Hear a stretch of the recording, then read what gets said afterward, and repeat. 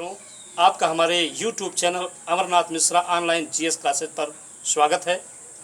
2 दिन के अंतराल के बाद हम पुनः उपस्थित हैं इतिहास के प्राचीन भाग को पढ़ाने के लिए। इसके पहले आपने आधुनिक भारत के इतिहास की पूरी जानकारी ली, जो यथासंभव आपके लिए ज़रूरी थी, परीक्षोपयोगी थी। उसे संवाद शैली में, सरल भाषा में हमने आपको बताने का प्रयास किया, जो भी मेरी योग्यता थी। अब हम आपके स्तर पर प्राचीन भारत का इतिहास पढ़ाने जा रहे हैं। वास्तव में शुरुआत तो यहाँ से करनी चाहिए थी, लेकिन आधुनिक भारत के इतिहास की महत्ता को देखते हुए उसे शुरुआत में ही पढ़ा दिया गया। प्राचीन भारत के इतिहास, क्योंकि इतिहास को अध्ययन की दृष्टि से 3 भागों में बांट दिया जाता है। आपके स्तर से ऊपर हम लोग जब जाते हैं तो उसकी शुरुआत पाषाण काल से होती है, लेकिन एसएससी, रेलवे, बैंकिंग, ऐसे जीएस के क्लासों में तथा लोअर पीसीएस, यूडीए, एलडीए इत्यादि तक ये उपयोगी हो जाती है सिंधु सभ्यता। और अगर देखें तो अध्ययन की सुविधा के लिए इतिहास को 3 भागों में बांट दिया जाता है: प्राचीन भारत, मध्यकालीन भारत और आधुनिक भारत। इतना ही नहीं, प्राचीन भारत को अगर देखा जाए तो अध्ययन की सुविधा के लिए उसको भी डिवाइडेशन किया जाता है, उसको भी विभाजित किया जाता है। जैसे अति प्राचीन भारत, जब मनुष्य एकदम से मनुष्य ही नहीं था, अर्धमानव था, पशु था, उस काल के इतिहास को हम लोग पाषाण काल का इतिहास कह देते हैं। पाषाण काल इतिहास, प्राचीन इतिहास जो पहले का। उसके बाद वाले इतिहास को हम लोग आद्य इतिहास कह देते हैं। प्राचीन वाला, जब मनुष्य अभी पशु था, तो प्रागैत इतिहास, उसके बाद आद्य इतिहास, और उसके बाद आता है इतिहास। प्रागैत इतिहास मतलब प्राकधनी इतिहास, जब मनुष्य अभी मनुष्य की तरह नहीं था, निरा पशु था, वो प्राकधनी इतिहास। उस समय में मनुष्य केवल बर्बर असभ्य जीवन जीता था। क्षुधा पूर्ति के लिए पशुओं को मारकर, कंदमूल फल खा करके, पेड़ों पर रह करके, जंगलों में रह करके अपना जीवन यापन बिताता था। वो युग था प्रागैत इतिहास, प्राकधन इतिहास का युग। उस युग में उसने कोई लिखित साक्ष्य नहीं छोड़ा है, तो जब लिखित साक्ष्य नहीं मिलता, उसे प्रागैत इतिहास कहा जाता है। आगे आता है आद्य इतिहास का युग। आद्य इतिहास का मतलब है कि जब मनुष्य के गतिविधियों के बारे में कुछ लिखित जानकारी भी मिलने लगती हो, वो आद्य इतिहास है। लेकिन वो लिखित जानकारी उसने दिया क्या, पढ़ा नहीं गया कि क्या लिखा है, उसे पढ़ा नहीं जा सका, इसलिए उसे आद्य इतिहास कहा जाता है।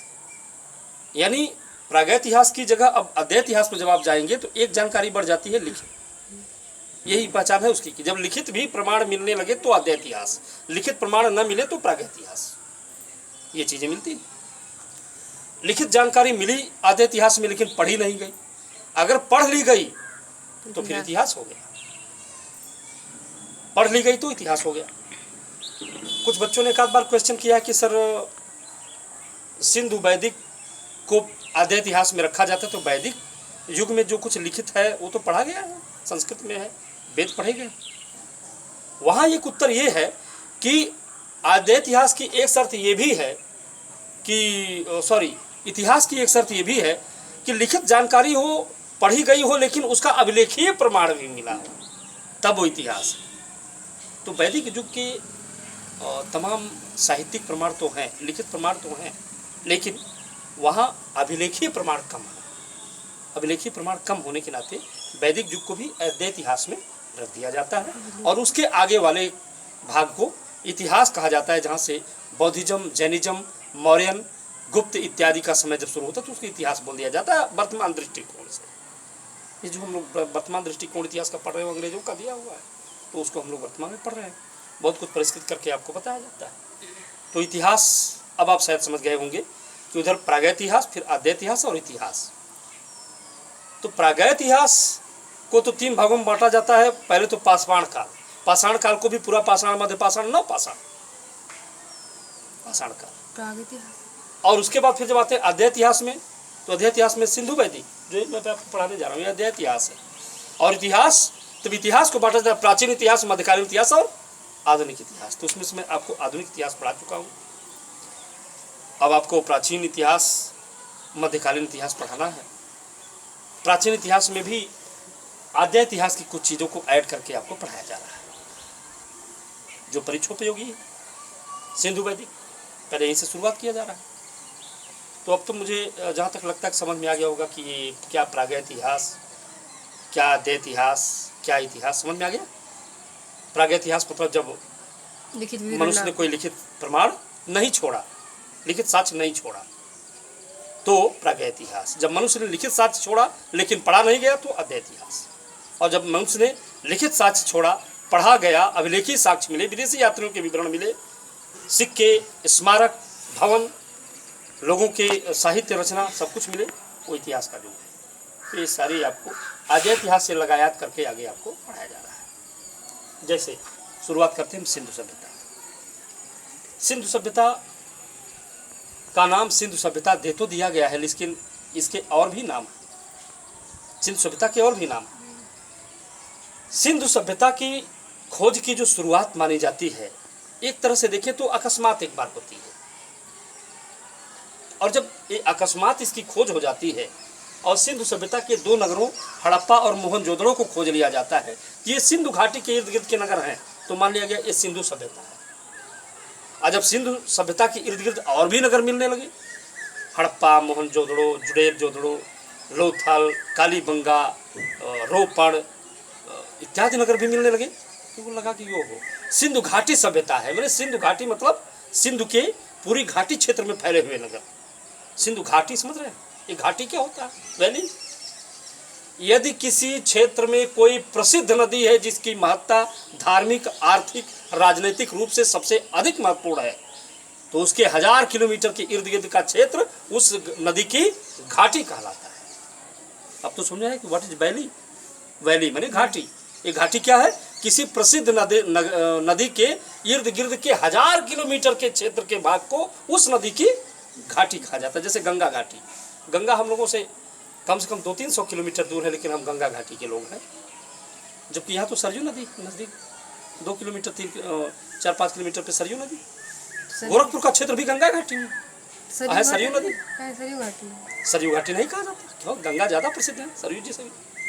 उधर चले जाइए गंगा घाटी के और आगे, प्रयाग के आगे चले जाइए, मध्य प्रदेश तक के लोग कहते हैं हम गंगा घाटी के लोग हैं। तो उधर तो तमाम ताप्ती, फलाना, ढिमकाना और नदियाँ, तो गंगा घाटी के लोग। लखनऊ में खड़ा हुआ व्यक्ति ये नहीं कहता कि मैं गोमती घाटी का आदमी हूँ। अरे गोमती नदी तो बिल्कुल सहारे से बह के गई। कोई कहता है हम गोमती घाटी के लोग हैं, नहीं, वो भी गंगा घाटी के लोग हैं, क्योंकि इस क्षेत्र में उत्तर भारत में सबसे प्रसिद्ध नदी है गंगा, तो गंगा घाटी के लोग हैं। इसी तरह से उस युग में सबसे प्रसिद्ध नदी पश्चिम भारत में सिंधु होती है, तो सिंधु के इर्द गिर्द के सारे क्षेत्रों को कह दिया गया सिंधु घाटी। अब तो क्लियर? सिंधु सभ्यता, सिंधु घाटी सभ्यता। पहला नगर जो मिला था वो हड़प्पा नाम का नगर मिला था, इसीलिए हड़प्पा सभ्यता। नाम जानते जाइए, इनका नाम हड़प्पा सभ्यता भी है। तो कितने नाम हो गए? सिंधु सभ्यता, सिंधु घाटी सभ्यता, हड़प्पा सभ्यता। अभी भी इनका कुछ नाम है। प्रथम नगरीकरण वाली सभ्यता, क्योंकि विद्वानों ने जब इस नगर का अन्वेषण किया, खुदाई कराया, तो पाया कि ये नगरों जैसी व्यवस्था है। छात्रों, नगरों की और शहरों की व्यवस्थापना में अंतर होता है। गाँव में जहाँ चाह वहीं घर बना लिया, एक तो चक्रोड मिल गया, नई खेतों में घर बना लिया और से ठो रास्ता निकाल दिया। गांव में कहीं भी एडजस्टेबल सारे व्यवस्थित रूप से तो नहीं है, लेकिन शहर में बढ़िया से सड़क निकली है, तो इधर पार्क है, तो उधर शॉपिंग मॉल है, कॉम्प्लेक्स है, उधर कुत्ता रहने के लिए है, सब तमाम व्यवस्था है। आपके गाड़ी घोड़ा बंगला, ये वहाँ की व्यवस्था है।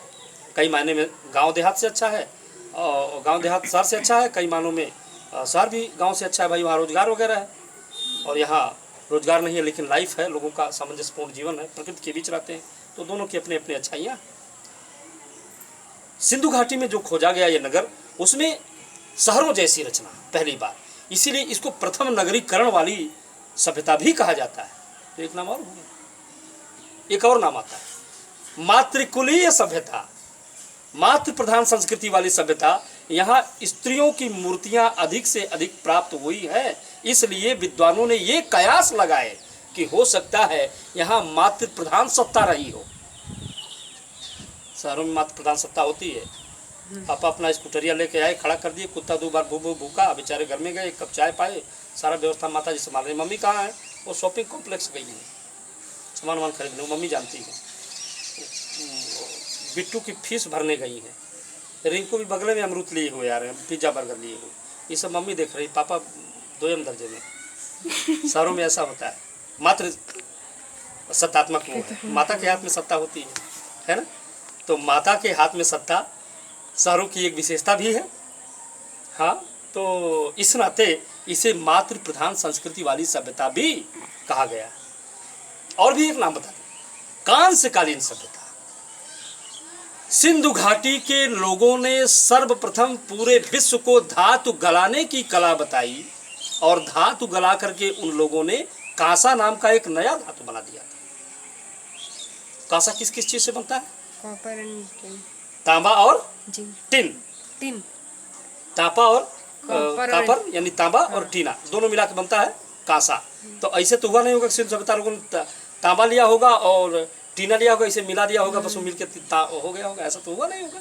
उसको गलाया होगा, गलाने की विशिष्ट विधि होती है, गला करके तब उनको एक में मिलाया होगा, फिर तब वो एक नई धातु बनी होगी कांसा, है ना। यद्यपि इन लोगों ने तांबे का उपयोग ज़्यादा किया, कांसे का उपयोग कम किया, लेकिन कांसा बनाया था, और कांसा बनाया तो धातु गलाया था। यानी धातु गलाने की कला जो इन लोगों ने पूरे संसार को बताई, ये सिंधु सभ्यता की संसार को सबसे बड़ी देन है, धातु गलाने की कला बताना।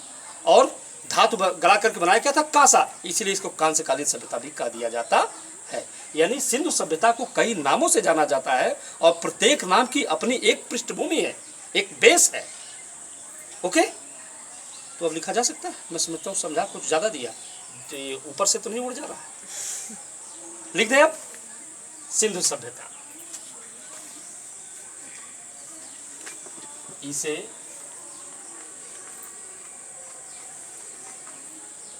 सिंधु घाटी सभ्यता,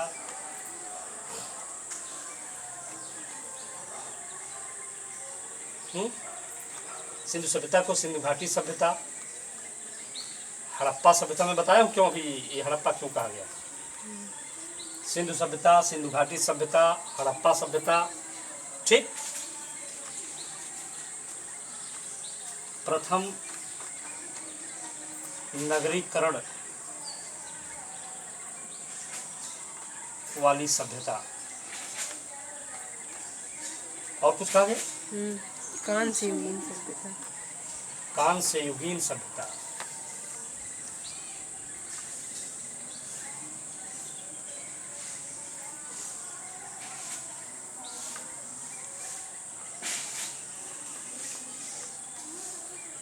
कांस्ययुगीन सभ्यता। और कुछ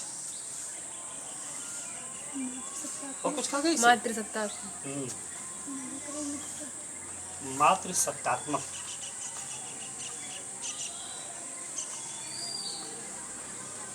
सभ्यता भी कहा जाता है।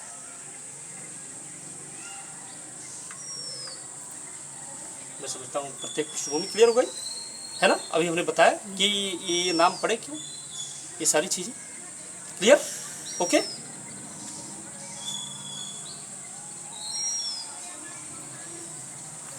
धातु गलाने की कला दुनिया को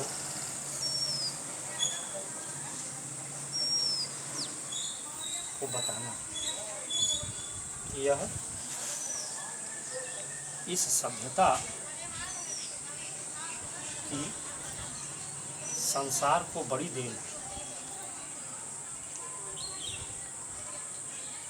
ठीक, धातु गलाने की कला बताना, क्या बनाया था इन लोगों ने? बड़ी देन है। इन्होंने तांबा प्लस टिन बराबर कांसा बनाया। धातु गला करके क्या बनाया था? कांसा बनाया था। ठीक, जल निकास की व्यवस्था आगे चलकर हम बताएंगे कि जल निकास की व्यवस्था जो इनकी समकालीन संस्कृतियों में नहीं था वो इनमें था। ये एक बड़ी देन थी कि समकालीन सभ्यताओं में जल निकास की व्यवस्था, वाटर ड्रेनेज सिस्टम नहीं थे, ठीक। लेकिन सिंधु सभ्यता की बहुत बड़ी विशेषता थी जल निकास की व्यवस्था। तो आप यहाँ लिख सकते हैं कि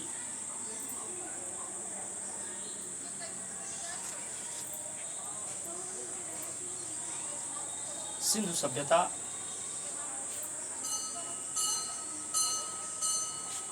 की सबसे बड़ी विशेषता,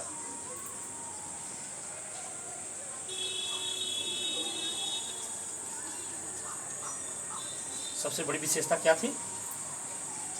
विशेषता थी जल निकास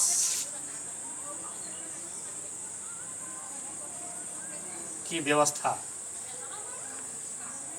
ठीक। यह इस सभ्यता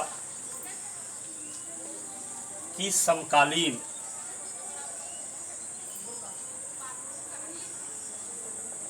इस सभ्यता की समकालीन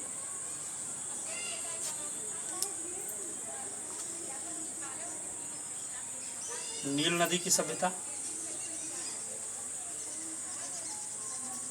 एवं मेसोपोटामिया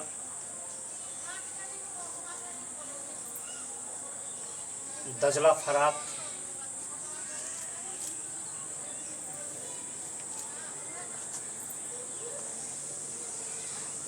की सभ्यता में नहीं थी।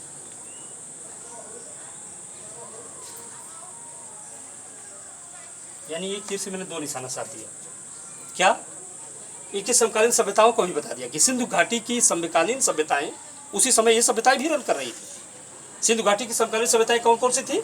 मेसोपोटामिया की सभ्यता, दजला फरात की सभ्यता, नील नदी यानी मिस्र की सभ्यता, चीन की सभ्यता, ये सभ्यताएं भी उस दौरान विद्यमान थीं।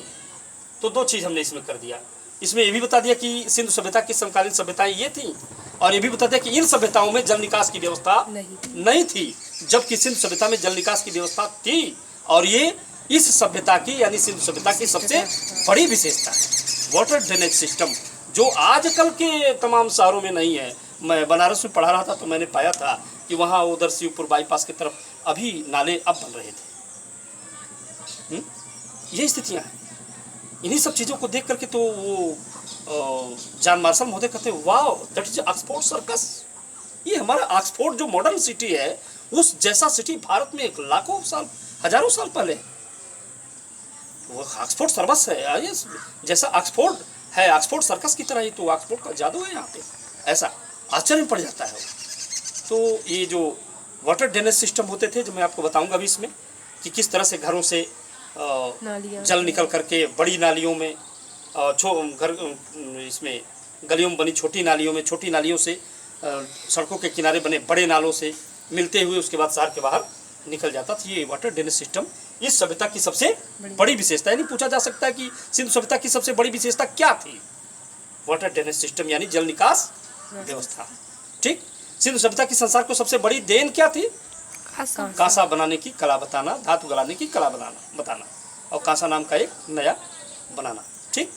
और तमाम ऊपर तो मान लीजिए इनके नाम की पृष्ठभूमि दे दिया गया। हड़प्पा सभ्यता, सिंधु घाटी सभ्यता, सिंधु सभ्यता, मातृकुलीय सभ्यता, प्रथम नगरीकरण वाली सभ्यता, मातृसत्तात्मक सभ्यता, ये सब इनको कहा ही गया।